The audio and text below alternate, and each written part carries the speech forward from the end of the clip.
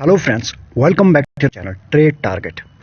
आज हम जिस कंपनी के ऊपर बात करने वाले हैं उस कंपनी में एक ज़बरदस्त पोटेंशियल है ग्रोथ के ऊपर। अगर हम फ्यूचर की बात करें तो वहीं साथ ही में बात करें, यूँ तो मार्केट में कई सारे आईपीओस हर दिन आते रहते हैं या फिर हर साल आते रहते हैं, लेकिन इस कंपनी का जब आईपीओ आया था as per the issue size की अगर बात करें टॉप 5 कंपनीज में आता है। यानी आज तक जितने भी इशू साइज आए हैं सबसे बड़े इशू साइज के हिसाब से टॉप 5 निकाले तो उनमें से एक कंपनी है। ग्रोथ की बात करें, आरओई, हम जानते हैं जब भी हम किसी भी स्टॉक को पिक करते हैं तो हमें आरओई और आरओसीई को बिल्कुल नजरअंदाज हम बिल्कुल कर नहीं सकते हैं for the long term pick के लिए। आपके सामने जो दिख रहा है इसका 1 साल का आप देखोगे या फिर 3 साल का 5 साल का आरओई आप देखो अभी भी 26 के आसपास ही चल रहा है, जो कि ग्रेट है। एज पर माय पैरामीटर जो 15 से 20 के बीच में होता है तो ग्रेट होता है, लेकिन 20 से ऊपर और भी अच्छा होता है। लेकिन आप यहाँ देखोगे कभी भी 20 से नीचे नहीं आया, और अभी देखोगे डिस्पाइट दिस कोविड फॉल कितनी बिजनेस रुके हुए थे, और उसके बाद भी आप यहाँ देखोगे 26 का आरओई आपको दिख रहा है, जो क्लियरली बताता है ये कंपनी में किस तरह से ग्रोथ है। आरओसी की बात करें दूसरा, वो भी आपको देखो पिछले 5 साल से 3 साल में और 1 साल में डिस्पाइट दिस कोविड फॉल अभी भी आपको 15 यानी कि जो हमारा मिनिमम क्राइटेरिया है वो दोनों क्राइटेरिया पे ये फुलफिल करता है। तो दैट्स मीन इस कंपनी को हम इन 2 पैरामीटर के बेसिस पे अच्छा बोल सकते हैं। हम बात करने वाले हैं एसबीआई कार्ड के बारे में। आई एम श्योर आप सभी ने इसका नाम सुना होगा और हो सकता है आपने इसका आईपीओ में भी अप्लाई किया होगा जब 2020 में इसका आईपीओ आया था। ऑल्दो जब इसका आईपीओ आया था उसके बाद कोविड का फॉल हो गया था तो इसके लिस्टिंग गेन पे इफेक्ट पड़ा था, लेकिन कंपनी बिल्कुल खराब नहीं थी। जिन लोगों ने लिस्टिंग पर होल्ड किया उन लोगों को अभी भी डिस्पाइट दिस कोविड फॉल अच्छा में रिटर्न ये शेयर दे चुका है। मार्केट शेयर की अगर बात करें सबसे ज्यादा, अगर इंडिया के ओवरऑल की बात करें, ये पिक्चर आपको बताएगी एचडीएफसी बैंक, उसका सबसे ज्यादा जो मार्केट शेयर है कार्ड के बिजनेस के ऊपर बात करें 25% का मार्केट शेयर एचडीएफसी के पास। दूसरे नंबर पे आता है एसबीआई कार्ड, यानी कि 18% के आसपास इसकी अभी भी मार्केट शेयर है, जो कम नहीं है। आप देख सकते हो पूरा का पूरा मार्केट शेयर अगर आप देखें मैक्सिमम एचडीएफसी और एसबीआई ने ही कैप्चर करके रखा है। बाकी आप देख सकते हो ICICI, axis and Citi and others जितने भी होते हैं। दूसरी बात क्या है, कंपनी के जो इंडिया की सेकंड लार्जेस्ट कार्ड कंपनी होने के बावजूद शेयर मार्केट में अकेली जो पहली कंपनी है जो लिस्ट हुई है। दैट्स मीन इसमें यहां से अगर इन्वेस्टर को किसी भी इस सेगमेंट के अंदर पैसा लगाना है तो वह एसबीआई कार्ड ही होगा, दूसरा ऑप्शन उनके पास दिखता नहीं है एज ऑफ नाउ। ये मार्केट शेयर हमको प्लस ये भी चीजें बताता है कि अभी करंट में अगर हम सिर्फ बात करें इंडिया में, अगर हम क्रेडिट कार्ड और या डेबिट कार्ड, क्रेडिट कार्ड की बात करें, इसकी जो मार्केट शेयर है अभी बहुत ही कम है। आप देखोगे अगर 100 लोगों की हम बात करते हैं तो 100 लोगों से कोई 3-4 लोगों के पास ही क्रेडिट कार्ड होता है या फिर वो यूज करते हैं फ्रिक्वेंटली बेसिस पे। दैट्स मीन इसका मार्केट शेयर भी 2% से आसपास ही है।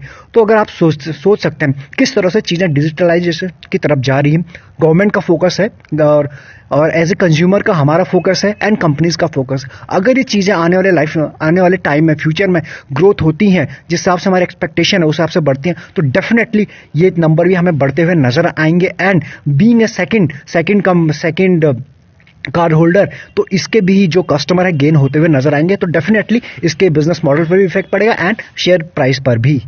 वही ये ग्राफ जो आपको बता रहा है, आप देखोगे ये क्रेडिट कार्ड का स्पेंड ग्रोथ का है, यानी किस हिसाब से लोग ग्रोथ जो क्रेडिट कार्ड से जो खर्चा करते हैं या फिर स्पेंड करते हैं वो आपको ग्राफ 15 में था 1.9, ये जितने नंबर हैं लाख करोड़ में आप यहाँ पे देख सकते हो।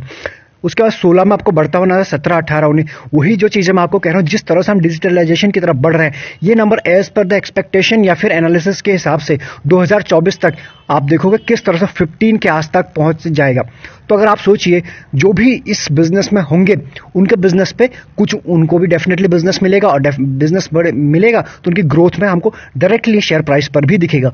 और इस सेगमेंट में एज ऑफ नाउ जैसे हमने डिस्कस किया कि एसबीआई कार्ड लिस्टेड कंपनी है जो कि इसमें काफी पोटेंशियल यहां से दिखता है आने वाले फ्यूचर टर्म में। तो डेफिनेटली अगर ये नंबर हमको बढ़ता हुआ दिखेगा तो इसका कुछ हिस्सा एचडीएफसी के पास जाएगा और कुछ हिस्सा एसबीआई के पास भी आएगा। तो उसका अंदाजा आप लगा सकते हैं। जब कंपनी की ग्रोथ पोटेंशियल इतनी ज्यादा है तो आप देखोगे मार्च में, यानी आज है 2 अप्रैल, मार्च में 16% क्यों टूटा, सवाल यही है। जवाब ढूंढने के लिए थोड़ा सा हम पास में चलते हैं तो आप यहां देखोगे मार्च 2020 में आप देखोगे इस कंपनी का आईपीओ आया था और जो इशू साइज था $1.6 बिलियन, जो कि बहुत ही बड़ा एक मेगा इशू साइज है। क्योंकि आईपीओ तो बहुत सारे आते हैं, लेकिन उस हिसाब से आप देखोगे आपको बहुत रेयर ही ऐसे मिलेंगे। तो जब इस कंपनी के ग्रोथ पोटेंशियल को देखते हुए एक दिग्गज प्राइवेट इक्विटी फर्म ने इसमें इन्वेस्टमेंट किया और उनके पास होल्डिंग कितनी थी 15.86% सिर्फ इस कंपनी के पास उनकी इस कंपनी में होल्डिंग थी, यानी एसबीआई में। और ये डेटा कब का? मार्च 16 के बाद ही इस कंपनी में 16% का क्रैक ऊपर से आ चुका है। तो उसी चीज के जानकारी के लिए आप यहां देखोगे कि मार्च 17 को, यानी 16 के बाद 17 को ही इस कंपनी ने एक ब्लॉक डील के थ्रू अपनी जो 15 में से 4% के अराउंड अपने स्टेक को बेच दिया गया और उसके थ्रू जो इन्होंने जो पैसे कलेक्ट किए गए वो है $513 मिलियन। तो जब बड़े एफआईआईज ने अपनी जो होल्डिंग को काटी है 4% के आसपास, तो थोड़ा डेफिनेटली है कि शेयर थोड़ा नीचे जाएगा ही जाएगा। और उस प्राइस बैंड रखा था उसका 981 टू 1022, लेकिन शेयर प्राइस उससे भी नीचे आया क्योंकि मार्केट में और ज़्यादा प्रेशर था और उसी प्रेशर के चलते हुए शेयर ने अराउंड 930 से 920 के बीच में टच किया। तो क्या जब बड़े प्लेयर अपना माल बेच रहे हैं तो क्या इसका मतलब फंडामेंटल में कुछ गड़बड़ी है, कुछ खराब हो गया, कुछ चेंजेस हैं? उसका जवाब मिलता है हमें यहाँ से, जब हम किसी भी कंपनी का बैलेंस शीट चेक करते हैं 17 से लेकर 20 तक का आप यहाँ देखोगे। सबसे पहले अगर हम इसके बात करें रेवेन्यू की, सारे नंबर सीआर में आप देखो 3,347 से अगले ही 18 साल यानी 2018 में 5,195, यानी कि बम्पर जंप आपको यहाँ रेवेन्यू पे मिली। मार्च 19 में अगेन ये 7,000 और उसके बाद 2020 में यानी कोविड का फॉल इंक्लूड होने के बावजूद भी इस कंपनी ने एक बहुत ही अच्छा रेवेन्यू पोस्ट किया। नेट प्रॉफिट की बात करें 373 करोड़ 17 में, उसके बाद आप देखोगे 601, उसके बाद 865 और उसके बाद 2020 में, यानी कि रहा होगा कोविड का फॉल, लेकिन इस कंपनी के लिए बिल्कुल भी नहीं। नेट प्रॉफिट आपको इजीली बताता है। यह हमने 4 साल का परफॉर्म देखा, लेकिन सिर्फ 2020 की अगर बात करें क्या हुआ था उस साल, तो आप देखोगे मार्च से लेकर यह दिसंबर का आपको नेट प्रॉफिट में दिखेंगे 84 सीआर, उसके 393 एंड 206 एंड 210, यानी कि सारे पैरामीटर पे इस कंपनी ने आपको अच्छा परफॉर्म करके दिखाया। इस कंपनी में सिर्फ इतना हुआ था कि जो बड़े निवेशक थे उन्होंने सिर्फ अपने 4% की होल्डिंग बेची है। इसका मतलब ये नहीं कि यहां से खराब हो चुकी है ये कंपनी या फिर हमें अपना माल बेच देना चाहिए। रिजल्ट के बाद एक नजर होल्डिंग पे डालें तो आप देखोगे यहाँ प्रमोटर के पास जो है मार्च पूरा 2020 की बात करें 69 के आसपास थी, वो बिल्कुल बरकरार है दिसंबर 2020 तक। वह एफआईएस की बात करें, एफआईएस के पास यहाँ 4 था और 5, यानी एफआईएस ने पिछले 2 क्वार्टर में आप यहाँ देखो बढ़ा है। दैट्स मीन जब स्मार्ट मनी किसी भी स्टॉक में अपना पैसा लगाती है तो उनका जो होराइजन होता है टाइम वो काफी लंबे समय के लिए होता है। सो अगर आपको इस कंपनी में या फिर इस बिजनेस मॉडल में पसंद है या फिर आपको बिलीव है, सो आप इसके बारे में सोच सकते हैं। डीआईएस की बात करें, डीआईएस ने अपनी होल्डिंग को ऑलमोस्ट बरकरार रखा है और पब्लिक के पास काफी सारी इसकी होल्डिंग है अराउंड 20% के आसपास।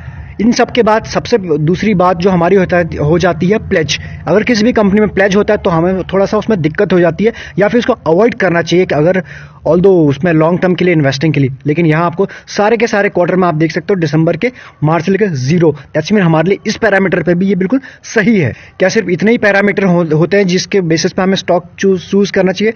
आप देखोगे प्रोमोटर के पास अच्छी है। ईपीएस आप देखोगे 9.49 का, ईपीएस में थोड़ा सा कमी है, ऑल्दो इसको अगर ज्यादा होता 15 से 20 के आसपास होता तो शायद और बेहतर होता है, but it's okay. Sales growth आप देखो सबसे ज्यादा 32, यानी और क्या लोगे, ये बहुत ही अच्छी है। आरओई की बात करें 28.24 है, आरओई भी अच्छा है, आपने यहाँ वहां भी देखा था आरओसी ये भी अच्छा है, और प्रॉफिट ग्रोथ यानी कि पैरामीटर तो सारे के सारे अच्छे हैं। आप देखते हैं इसके चार्ट के ऊपर, अगर आप देखोगे इस वक्त आपके सामने ये वीकली का चार्ट है, यानी कि ये आप देखोगे हर एक कैंडल आपको 1 वीक को रिप्रेजेंट कर रही है। ये था इसका आईपीओ की डेट और ये था मार्च, उसके बाद जस्ट आया था बिल्कुल कोविड का फॉल, उसके बाद ये शेयर एक लिस्टिंग गेन भी कुछ वैसी नहीं, उसके बाद सीधे अगले दिन से इसमें वो हो गई थी प्रॉफिट बुकिंग। लेकिन उसके बाद जो अच्छी कंपनी हमेशा बाउंस बैक करती है और मार्केट से भी तेज करती है, वो कई बार हमने देखा है। और एक और एग्जाम्पल आपके सामने है यहाँ पर, आप देखो किस तरह से रैली आई थी, 1 साइडेड रैली आई थी, और जो आपको ये रेड लाइन दिख रही है सिर्फ एक बार इस शेयर ने उसको टच किया था और एक बार यहां पर कुछ टाइम दिया था हमें बाय करने का, और उसके बाद अगेन एक बुल रन, और सेकंड टाइम अब दे रही है पिछले 1 साल में। और जो ये लाइन है 20 week exponential moving average. And इतना ही नहीं, आप देखो जो ये हैवी वॉल्यूम दिख रही है सबसे ज्यादा दिख रही है मार्च से लेकर अभी तक, ये वही डे है जिस दिन 4% की इसमें माल बेचा गया था, एक हैवी क्वांटिटी में अपना जो एफआईएस थे उन्होंने अपना माल बेचा गया था। वॉल्यूम एनालिसिस के ऊपर ऑलरेडी एक वीडियो आ चुका, अगर आपने नहीं देखा तो प्लीज उसको आप देख लीजिए, आपको लाइफ लॉन्ग काम आने वाला है। वॉल्यूम कितना चीजें हमें बताता है। बाकी चीजें समझने के लिए हमने इसका लगाया है वन डे का चार्ट। आप यहाँ इजीली देख पाओगे, हर एक कैंडल आपको वन डे को बता रही है।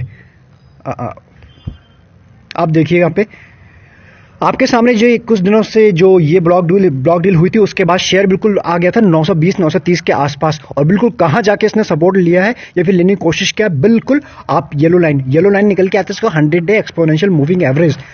तो ये जो 100 डे और 200 एक बहुत ही एक इंपॉर्टेंट सपोर्ट काम करते हैं किसी भी शेयर में, या फिर मार्केट के लिए भी काफी इंपॉर्टेंट एक सपोर्ट का काम करते हैं। जब भी अगर डाउन ट्रेंड में होता है तो उस प्राइस पे एटलीस्ट हमें कुछ बाइंग तो जरूर करनी होती है, या फिर एटलीस्ट हमें नजर पे रहना चाहिए।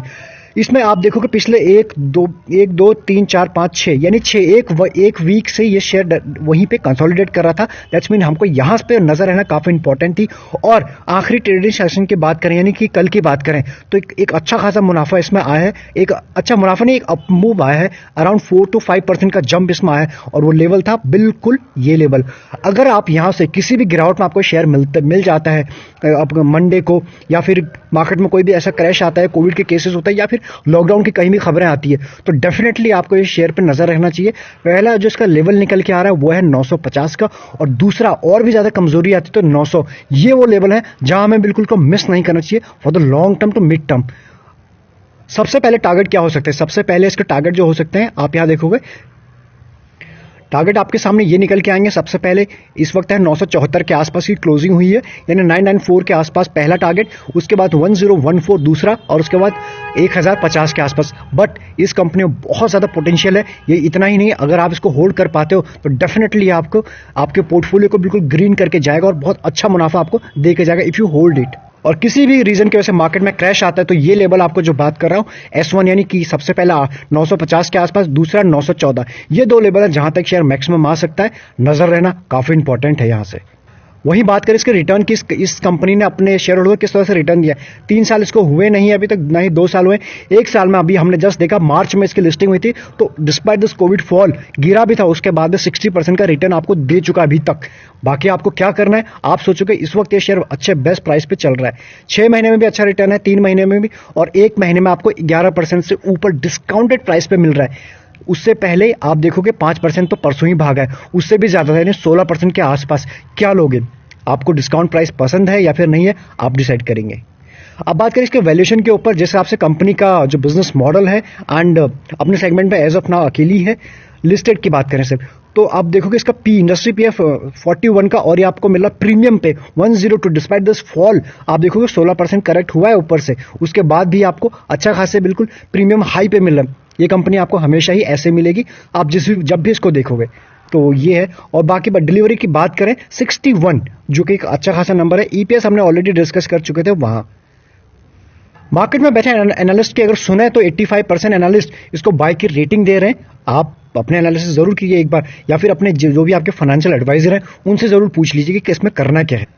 प्राइवेट चैनल पर जुड़ने का प्रोसेस डिस्क्रिप्शन में है, और आपको वीडियो जरा भी अगर पसंद आता है तो बिल्कुल लाइक करे बिना नहीं जाए, क्योंकि वीडियो बनाने में हमें थोड़ी मेहनत जरूर लगती है, और अगर आपका लाइक मिल जाता है तो हमें मोटिवेशन बहुत ज्यादा मिल जाता है। प्लस अगर आपको प्राइवेट चैनल पर नहीं भी जुड़ना है, जो हमारी छोटी सी फैमिली है, इसका हिस्सा आप जरूर बन सकते हैं। सिर्फ आपको एक लाइक और सब्सक्राइब कर देना है, बाकी हमें खुशी अपने आप मिल जाएगी।